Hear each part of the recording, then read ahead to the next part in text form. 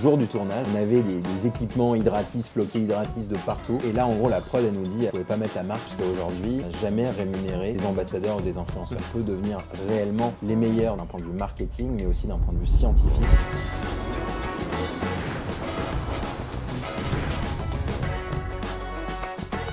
Fondateur de Hydratis, Théo. Tu es président du club Startup Pharma, lauréat du réseau Entreprendre Paris. Hydratis compte plus de 84 000 abonnés sur tous les réseaux confondus. Ton produit a même été élu produit de l'année en 2025. Je ne savais pas que c'était une année avant, mais donc du coup, comme ça permet de te préparer. Moi, ce que je veux savoir, c'est derrière ce Théo avec tous les beaux chiffres et les belles métriques, moi j'ai envie de savoir qui est ce Théo. Je pense qu'en gros, moi j'ai grandi une grande partie de ma vie à l'étranger, notamment en Australie, en Inde, en Angleterre, en Belgique.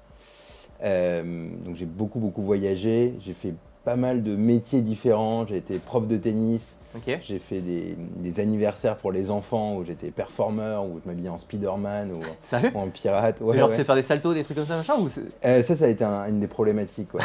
C'est pour ça que j'ai changé de métier, que je suis devenu C'est pour ça, entrepreneur. ça n'a pas été ma plus belle carrière. Mais j'ai fait beaucoup de jobs différents. Et pour bosser pas mal d'années en Australie, plutôt dans l'agroalimentaire, où j'ai lancé aussi une boîte, une boulangerie française en Australie.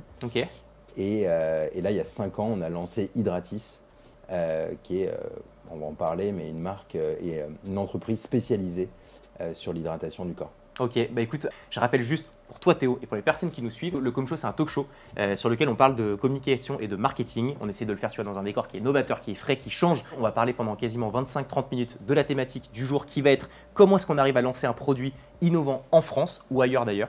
Mais là l'idée c'est que vraiment vous avez réussi à lancer un produit qui n'existait pas sur un marché. Donc il y a plein de problématiques, il y a plein d'avantages à ça et c'est ce dont on va parler aujourd'hui. N'hésitez pas à vous abonner, à liker, à commenter. C'est hyper important, vous êtes de plus en plus nombreux à suivre l'émission. On est hyper content. Par contre beaucoup regardent, peu s'abonnent et ça c'est important pour nous. Donc n'hésitez pas, mettez la cloche, tout ça. Théo, je commence dans le vif du sujet. Comme je viens de te dire, on va expliquer comment est-ce qu'on arrive à lancer un produit sur un marché sur lequel le produit n'existe pas. Avant ça, Hydratis a repris un concept de 1950. Parle-en nous, parce que c'est juste un truc de ouf. Alors un concept, en gros, le principe des solutés de réhydratation, c'est pas nous qui avons inventé en fait cette technique scientifique ou cette découverte. Elle date en effet des années 50, où pendant longtemps, la déshydratation, ça a été la première cause de mortalité dans le monde.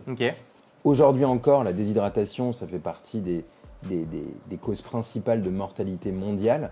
Évidemment, ce n'est pas forcément en France qu'on voit ça, mais plutôt dans les pays en voie de développement, quand tu as des épidémies de choléra, des épidémies sanitaires.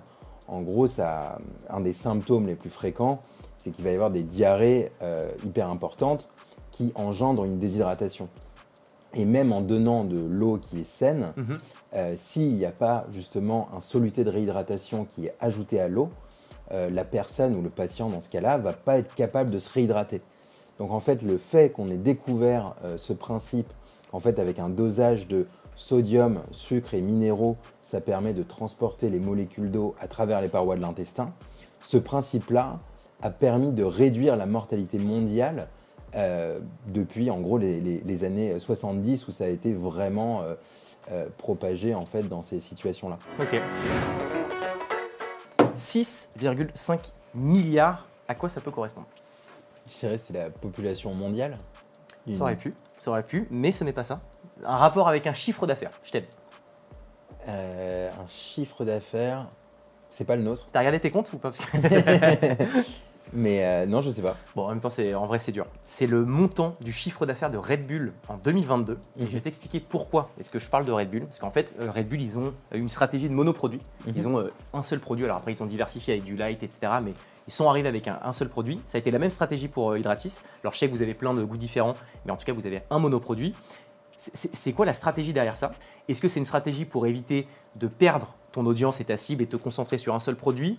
Est-ce que c'est une force, mais il y a un inconvénient, c'est que du coup, c'est soit t'aimes pas versus avoir une pluralité de produits qui permet de pouvoir se rattacher, tu vois, auprès d'autres produits. C'est quoi un petit peu, toi, la stratégie derrière ça? L'hydratation, c'est tellement large.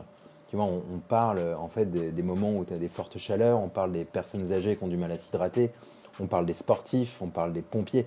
Donc en fait, c'est hyper large Et donc du coup, il y a un peu une perte de focus. Ok. Par contre, là où on se rattrape énormément, et là où on a un focus qui est énorme, et un peu c'est le concept de base, enfin le concept du Fordisme, Mhm. où en fait on est hyper spécialisé Ouais. sur une chose unique.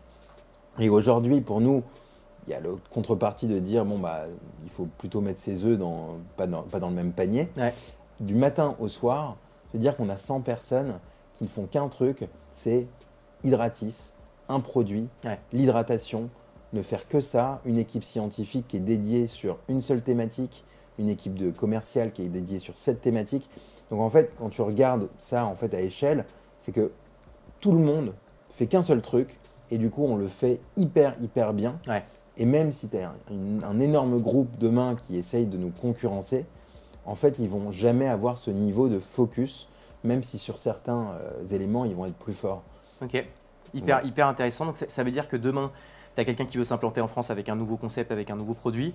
Tu recommanderais plutôt cette stratégie de monoproduit pour être efficace, concentré sur un sujet, donc avoir une productivité qui explose, j'imagine bien, plutôt que de trop diversifier ça. Nous, si tu veux, c'est marrant parce que les premières années, on nous a souvent dit mais vous ne devriez pas faire un hydratis pour mieux dormir, et Ouais. puis un autre pour mieux se réveiller, et puis un autre pour ci et pour ça.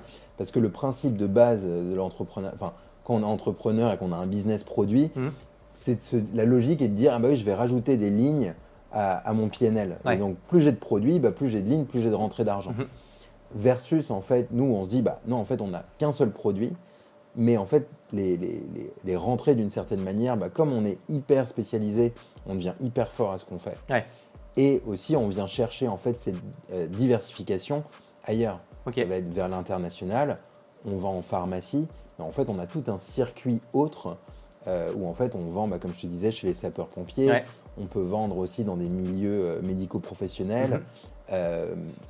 Donc en fait, la diversification, on vient la chercher ailleurs, tout Ok. simplement. Et alors, en lien avec le fait que vous ayez des revendeurs donc en pharma, auprès des pompiers, en EHPAD ou autre, tu m'en as parlé. La force, on s'en est parlé, c'est que tu as un ping-pong de connaissances et donc de recommandations qui permettent d'aller potentiellement plus vite. Est-ce que, encore une fois, tu n'assimiles pas un produit en fonction de son revendeur? Si jamais tu le fais auprès de la pharmacie, tu es perçu comme du médical. Auprès des pompiers, peut-être que ça peut avoir un effet cool de dire c'est C'est le un truc un produit peu- utilisé tu vois, par les pompiers que tu peux Ouais. acheter en pharmacie. Mais est-ce que c'est aussi sexy avec l'EHPAD? Parce que c'est le produit utilisé par, tu vois.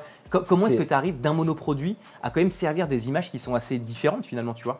Non, mais je pense que c'est une hyper bonne question et c'est plutôt aussi dans la communication où en effet il y a certains éléments, on ne va pas forcément en parler à une cible Ouais. et on va avoir un message différent pour une autre cible, des médias, c'est-à-dire des canaux de communication qui sont aussi différents, des canaux de vente qui sont différents par rapport à la personne à qui on s'adresse. Bien sûr. Que ça soit du B2C ou du B2B, tout en ayant le même produit Ouais. et potentiellement ça peut arriver aussi d'avoir des adaptations. Comment tu fais quand tu lances une boîte en autofinancement depuis Day One, tu n'as jamais levé de fonds?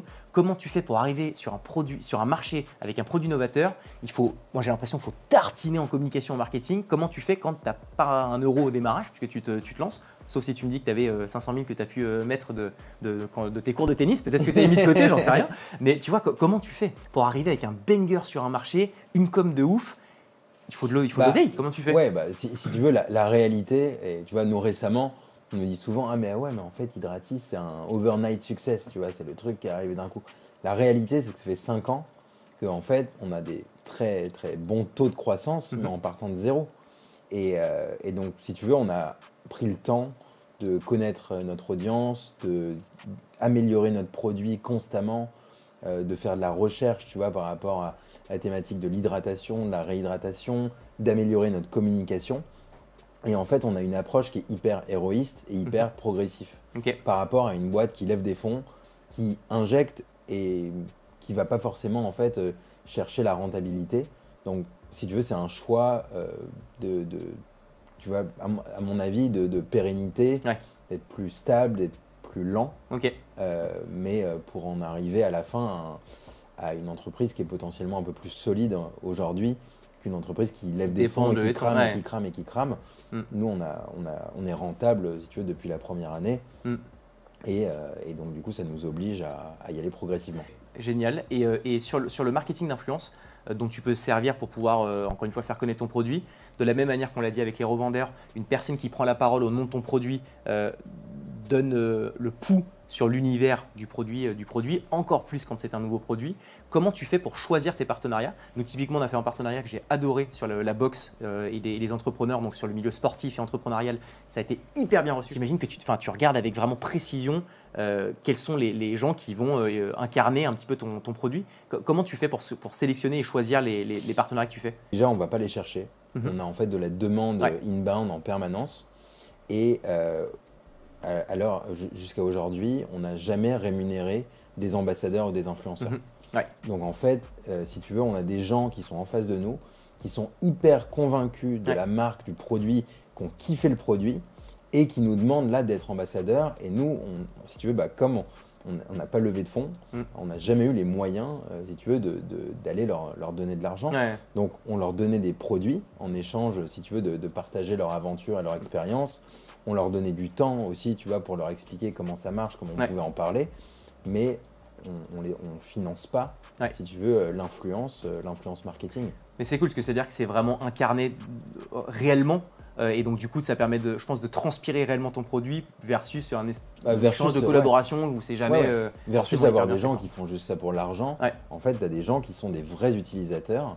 Et on a après ce luxe, parce qu'on a tellement de demandes entrantes, que voilà, on s'est dit, non, en fait, on ne peut pas rémunérer de toute manière. Okay. Et donc, travaillons avec ceux qui veulent vraiment travailler avec nous et qui demandent de travailler avec nous et qui kiffent le produit et on leur donne les outils pour le faire. Donc ça, c'est cool pour toujours rattacher à la thématique. Tu veux faire découvrir ton produit. Soit tu as le luxe, après quelques années, d'avoir de la demande entrante, soit tu peux être force de proposition aussi en disant, voilà, les gros acteurs, les influenceurs qui correspondent bien, enfin les influenceurs, les incarnants qui illustrent bien le positionnement que j'ai envie d'avoir avec ma marque, je peux leur envoyer un produit et si jamais ça fit bien, ça permet de pouvoir aller dans le bon sens. Tu as fait Qui veut être mon associé? À quel point ça a eu un impact sur la notoriété du produit? Parce que c'est une émission qui est en explosion. Est-ce que tu as vu un avant, un après? Est-ce que ça a été aussi un moment où tu t'es dit, putain, la communication et la visibilité, ça a vraiment du sens? C'était quoi un peu ton rapport par rapport à ce passage dans l'émission? Si tu veux, tu t'attends, surtout dans des produits conso, que tu aies un boom, si tu veux, sur le jour du passage, la semaine du passage, le mois du passage. Mais bon, c'est surtout un énorme gain de notoriété et tu as énormément de gens qui n'achètent pas le produit. Donc si tu veux, il y a un énorme travail de préparation.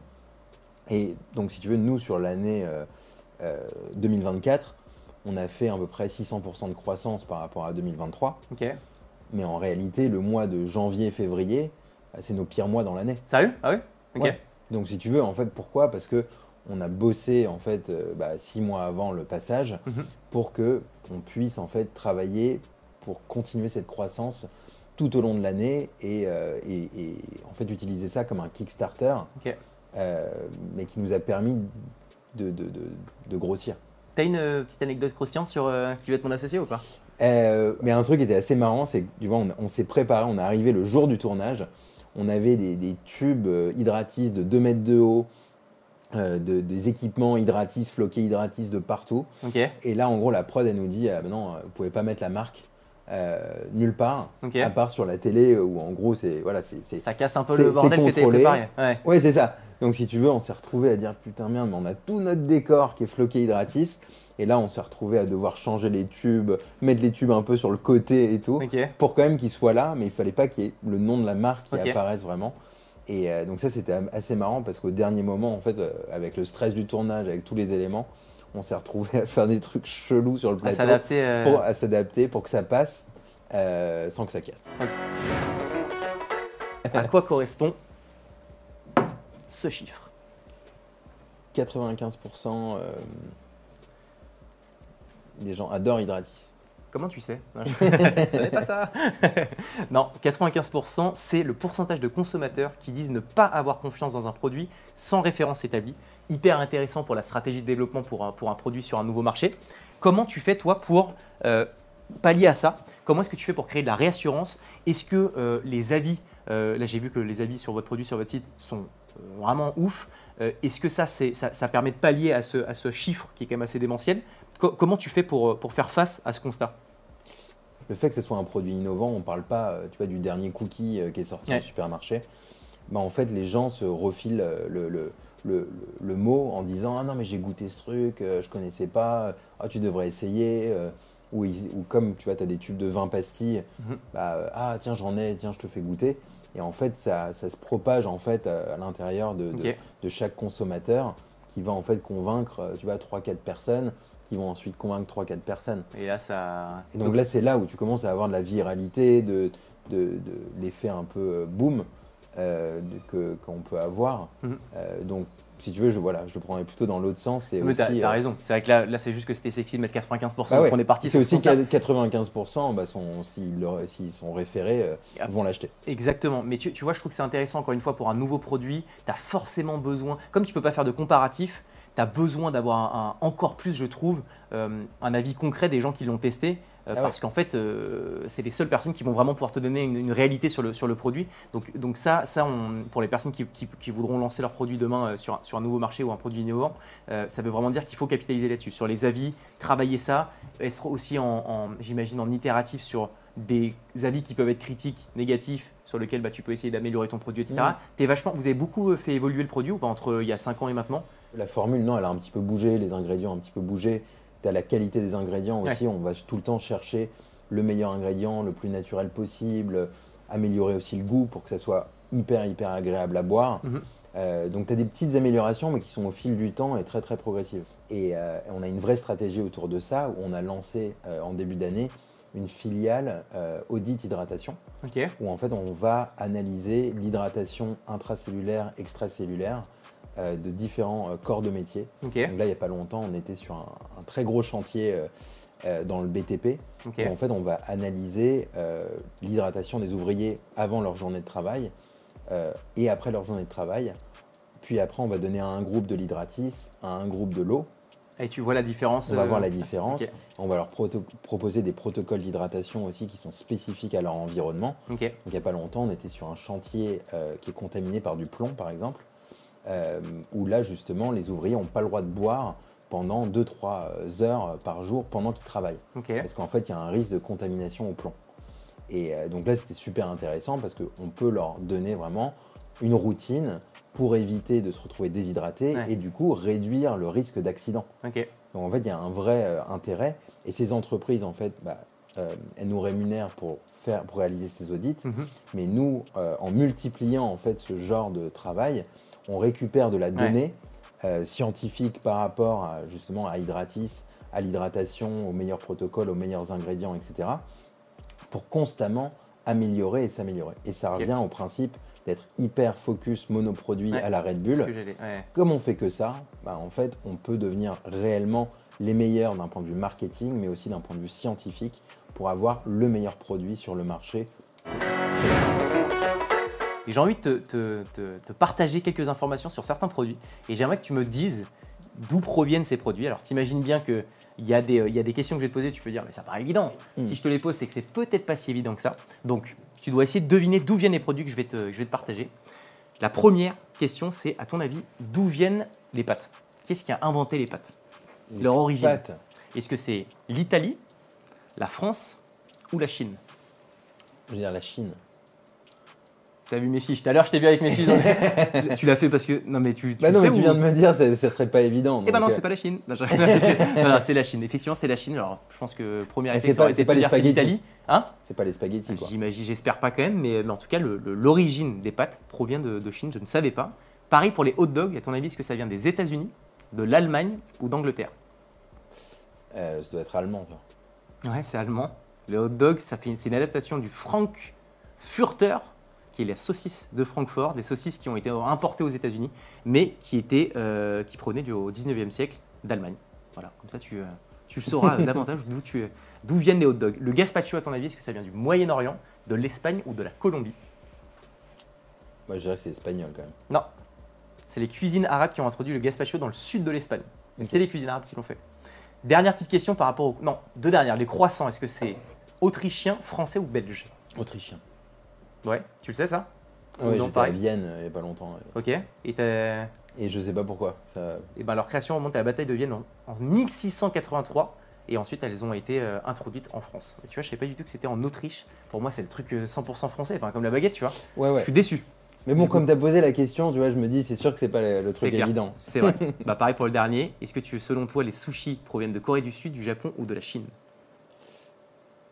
Corée du Sud? Non. La Chine, c'est une méthode de conservation du poisson en Chine. Le poisson est fermenté avec du riz pour le préserver. Et c'était un truc qui a été fait il y a plus de 2000 ans. Et donc du coup, maintenant, je pose toujours une dernière petite question avant de terminer l'épisode.